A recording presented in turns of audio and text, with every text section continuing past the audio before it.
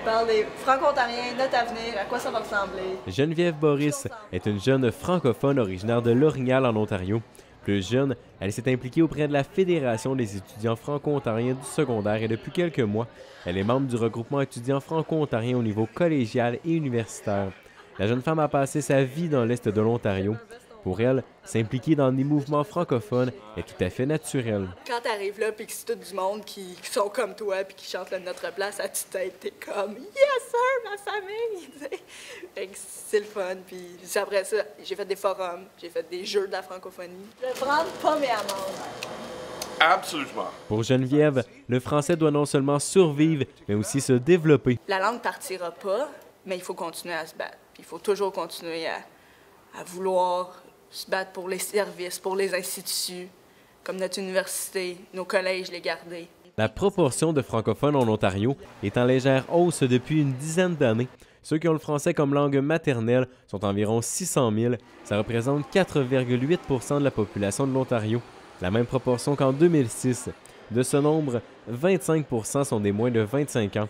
Mais ils ne sont pas tous aussi militants que Geneviève. La raison pourquoi je ne m'implique pas dans les choses franco-ontariennes, c'est à cause que, premièrement, j'ai pas le temps avec le travail puis l'école, donc c'est pas vraiment dans mes priorités. Je m'implique pas dans quelque chose franco-ontarien.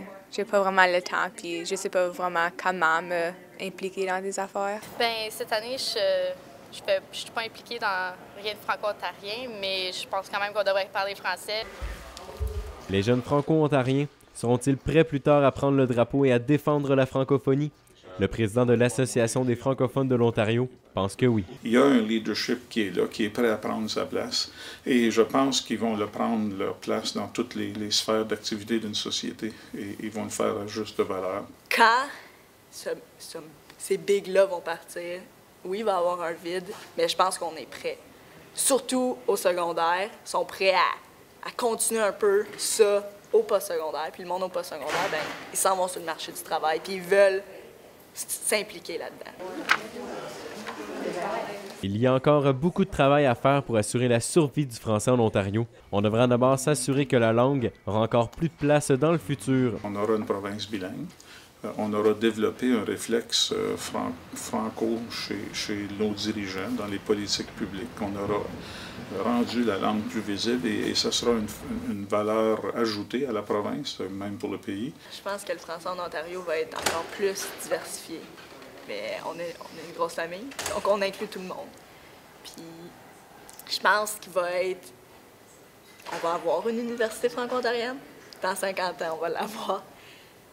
Puis je pense qu'on va avoir les ressources pour être plus présent. Puis il va encore avoir du monde vraiment fier, puis du monde qui parle français. À un an du 400e anniversaire de la présence française en Ontario, Geneviève Boris se dit fière du passé et elle est déjà prête à écrire l'histoire pour partager sa fierté aux générations futures. Ça fait 400 ans qu'on se bat, puis qu'on en a vécu des downs, mais qu'on a tout le temps remonté, puis qu'on a tout le temps réussi à surmonter les obstacles. Mais juste ça, là, juste d'en parler, t'es comme « Yes sir, on l'a eu, puis on avance ». Ça fait près de 400 ans que les Franco-Ontariens se font répéter par les anglophones que la francophonie va disparaître en Ontario. Mais les jeunes Franco, eux, ont bien l'intention de prouver que le français sera plus fort que jamais dans 400 ans. Marc-André Bouliane pour le Collège La Cité, Ottawa.